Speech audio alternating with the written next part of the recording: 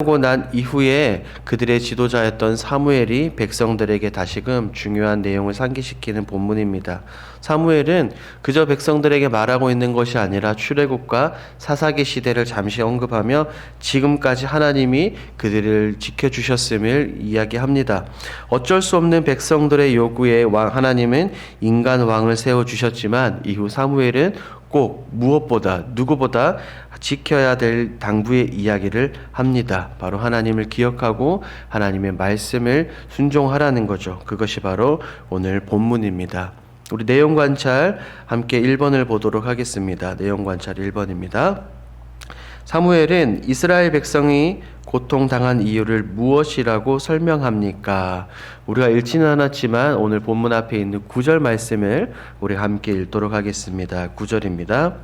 그들이 그들의 하나님 여호와를 잊은지라 여호와께서 그들의 하솔 군사령과 시스라의 손과 블레셋 사람들의 손과 모압 왕의 손에 넘기셨더니 그들이 저희를 침해. 아멘.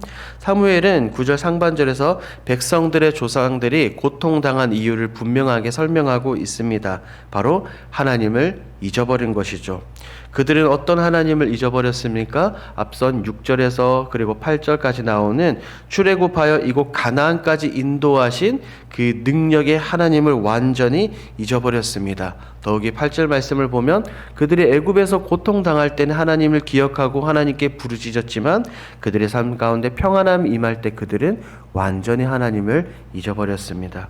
우리는 어떻습니까? 우리는 신앙생활을 하면서 교회에 나와서 예배를 드리면서 하나님께서 내게 주셨던 첫 번째 받은 은혜, 흔히 예수님과의 첫사랑이라고 말합니다. 그때를 지금도 기억하고 계십니까? 백성들은 하나님이 인도해 주셨고 하나님이 구원해 주셨던 그때를 기억하지 못했습니다. 그래서 그들의 삶에 어려움이 찾아올 때 그들은 하나님이 아닌 다른 것들을 찾기 시작을 했습니다. 그것이 바로 내용 관찰 2번입니다. 2번을 한번 보겠습니다. 암몬 자손의 왕 나하스가 치러 왔을 때 이스라엘 백성의 반응은 어땠습니까?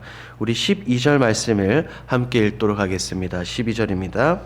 너희가 암몬 자손의 왕 나하스가 너희를 치러 om을 보고 너희의 하나님 여호와께서는 너희의 왕이 되심에도 불구하고 너희가 내게 이르기를 아니라 우리를 다스릴 왕이 있어야 하겠다 하였도다. 아멘. 이스라엘 백성들 그들에게 어려움이 찾아왔습니다. 그때 그들은 닥친 문제를 보고 문제에만 그들은 집중을 했죠. 지금까지 말도 안 되는 기적으로 그들의 삶을 인도해 주신 하나님은 온데간데 없이 완전히 잊어버렸습니다. 어려움만 바라봅니다. 그래서 주변 나라들처럼 우리에게도 왕을 세워 주십시오라고 백성들은 하나님께 사무엘에게 요구했습니다. 그래서 사무엘은 중반절에서 분명하게 이렇게 말했습니다. 너희의 하나님, 너희의 왕이 되신다. 분명히 사무엘은 2번이나 강조합니다. 너희의 하나님, 너희의 왕. 눈에 보이는 이 왕보다 눈에 보이지 않는 진짜 너희의 왕이 계신다라고 사무엘은 이야기를 합니다. 이미 이전에 사무엘은 백성들에게 경고를 했습니다. 왕을 세우게 되면 그 왕으로 인해서 여러분들이 그리고 여러분들의 자손들이 고통을 받을 것이다 라고 경고했음에도 불구하고 백성들은 그것을 기억하지 못하고 왕을 세워달라고 요구를 합니다.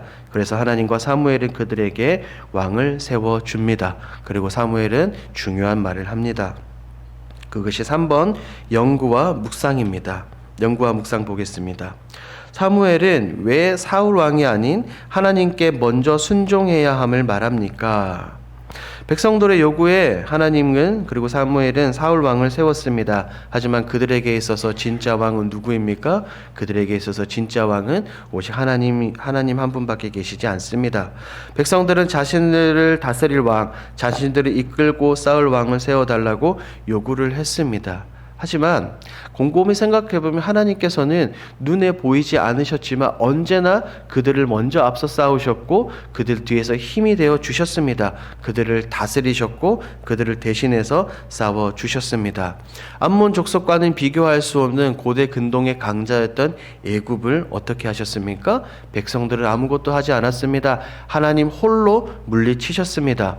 그들의 조상들과 똑같은 어려움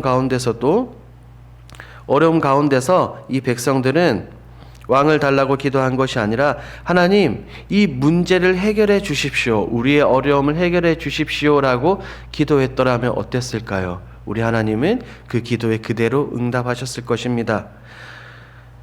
바다를 가르시고 반석에서 물을 터뜨리신 하나님께서 못하실 일이 무엇이 있겠습니까? 백성들은 그것을 전혀 기억하지 못했습니다. 그래서 사무엘은 백성들에게 이 중요한 시기에 말합니다.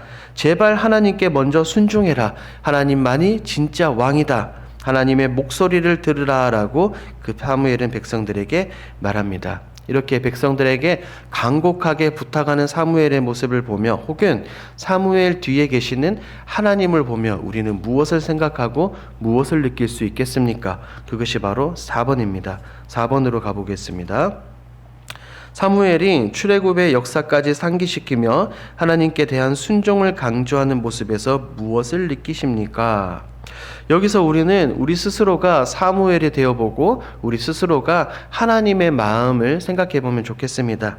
얼마나 답답할까요? 만약에 내가 하나님이라면 지금까지 내가 훨씬 더 강하고 능력 있고 이 모든 기적들을 베풀어 줬는데 왜 그들은 나를 믿지 못하는 걸까? 왜 계속 왕을 달라고 하는 거지? 나를 완전하게 신뢰하지 못하는 걸까? 내가 이만큼 보여줬음에도 불구하고 나를 믿지 못하나? 내가 얼마나 더 보여줘야 된가? 하나님이라면, 제가 만약에 하나님이라면 정말 너무너무 답답했을 것 같습니다. 때로는 우리도 그렇습니다. 에베네셀의 하나님, 지금까지 여기까지 나의 삶을 인도해 주신 하나님이라고 고백을 하기도 하면서 때로는 우리 앞에 닥친 내 가정에 내 앞에 닥친 작은 문제와 어려움 앞에서 우리는 그 하나님을 기억하지 못하는 때가 너무나 많습니다. 그래서 때로는 백성들처럼 원망합니다. 하나님을 의지하지 않고 기도하며 나아가기보다 내가 내 힘으로 내 지혜로 어떻게 해보려고 하는 경우들이 훨씬 더 많다는 거죠. 이 민족의 지도자 사무엘도 오죽 답답했으면 그들의 백성들의 수백 년 과거까지 언급하면서 그들에게 말을 하겠습니까? 제발 좀 기억해라. 하나님을 경외하고 하나님을 기억하고 하나님만 섬겨라. 너희의 진짜 왕이신 하나님을 섬기지 않으면 너희 백성들 조상들과 같이 똑같이 혼날 것이다 라고 사무엘은 그렇게 말하고 있습니다. 백성들은 자신들의 삶을 돌아보았고 여러분 역시 지금까지의 삶을 한번 돌이켜 보십시오. 이런 하나님 앞에서 무엇을 하시겠습니까? 내가 만약에 성경에 나오는 이 이스라엘 백성들이라면 나는 앞으로 어떻게 해야 될까요? 우리는 앞으로 어떻게 살아가야 될까요? 그것이 바로 5번 결단과 적용입니다. 5번 문제 보겠습니다. 막막하고 두려운 문제 앞에 하나님이 아닌 다른 방법을 찾고 의지한 때는 언제입니까? 앞서 4번에서 말씀드린 것처럼 우리는 삶 가운데 때때로 이런 경우들이 너무나 많습니다. 하나님의 약속을 믿지 않고 하나님을 신뢰하지 않고 내가 해보려고 하는 경우가 너무나 많다는 거죠. 그런 경우 어떻게 됩니까? 잘 됩니까? 어찌어찌하여 잘 되는 것 같아 보이지만 때로는 전혀 그렇지 않을 수가 있습니다. 오히려 문제가 더 커질 수도 있고 혹은 그 문제를 내가 해결하다가보다 내가 해결하는 것을 통해서 하나님과의 관계가 멀어지는 경우가 보게 됩니다. 하나님을 100% 전적으로 신뢰하지 않는다는 거죠. 우리는 이스라엘 백성들의 민족의 지도자였던 그 믿음의 아버지였던 아브라함을 한번 생각해 볼 수 있습니다.